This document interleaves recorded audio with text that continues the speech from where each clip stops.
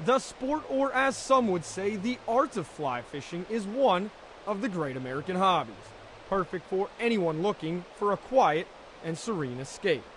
And for those in central Pennsylvania, we are blessed that we have all the resources needed for experts and beginners alike. Take Dennis Charney, an expert guide and instructor who loves to cast people into the fly fishing waters. I love the opportunity to teach.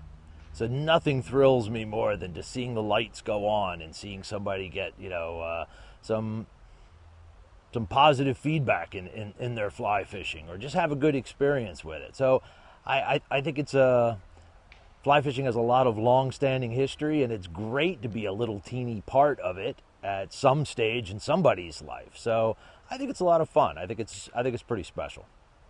Rewarding for a man who picked up the sport from his grandfather and is just grateful to pass on his knowledge to those looking to join the family. The fly fishing community is a small community of folks. So you bump into somebody, you work with somebody, and you may bump into them 2 years down the road. And it does happen where people are very appreciative and they come back and say, that made all the difference in the world and it made the trip so much more enjoyable. I think anytime when we can further our enjoyment in a sport or an activity, it's a good thing. And you do get that with fly fishing, and you do get that from your students that come back on a regular basis. Making your first back cast may be intimidating, but so can tying your first sucker spawn as well. First, it's far from rocket science.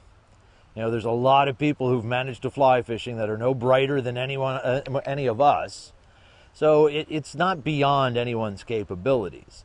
It's not for everyone, but if you get the opportunity to try it, I think there's a good reason for you to try it. I think it is a nice, rewarding activity.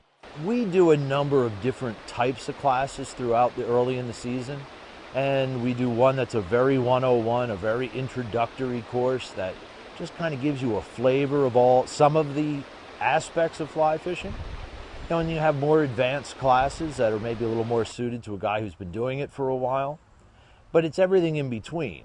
We do classes that are oriented toward the fly tying.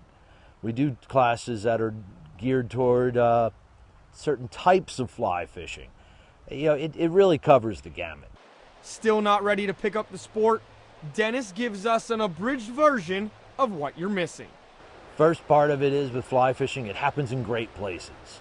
Whether you're on a local trout stream or you're traveling abroad to go to a well-known trout stream, within 40 minutes of downtown State College in a nice campus town, you can be in any number of high-quality trout streams without having to drive very far. So we have those kind of options real nearby, and they are dynamite options. The other part of it is that it's very cerebral. You're part of a system. You're fishing, but you're thinking all the time. You're thinking about where the fish are, the drift, your fly selection. All of these make you a vital part of the system, which I just think is so much more rewarding and more engaging.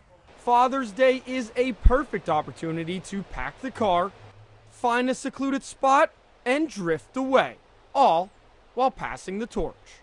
Introducing kids to this, fathers, introducing it to sons, daughters, I think it's great. I think anytime we can get the kids involved in this, they may not grab a hold of it right away, but you'd like to think that you maybe planted a seed that maybe at some point they want to do it again.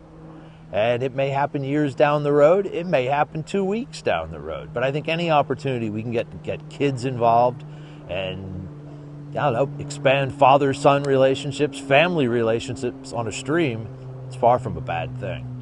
Thanks a lot to Dennis Charney and Fly Fisher's Paradise here in State College. Hope we piqued your interest to take a walk out into the great outdoors. Andrew Callista for the center of it all.